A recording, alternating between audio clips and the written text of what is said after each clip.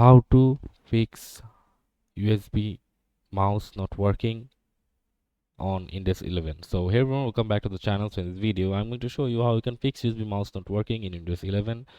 So first of all, you need to go to the Windows search option and search for device manager, and after clicking on device manager you just have to expand it and look at the bottom corner a universal serial bus controllers options. Here you just have to simply click on the USB root hub on the last option and just click on properties and make sure to go to the power management systems and click on allow.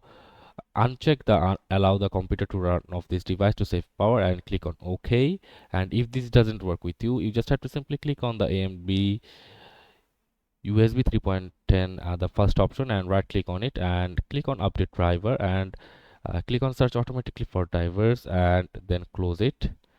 And then you just have to simply unplug your USB mouse from your PC or laptop and then plug again, and then see if the USB mouse is working or not. If it's not working, again you can just restart your PC and uh, plug back again in your PC or laptop, and it will start to work. So that's it for this video. See you on the next one, guys.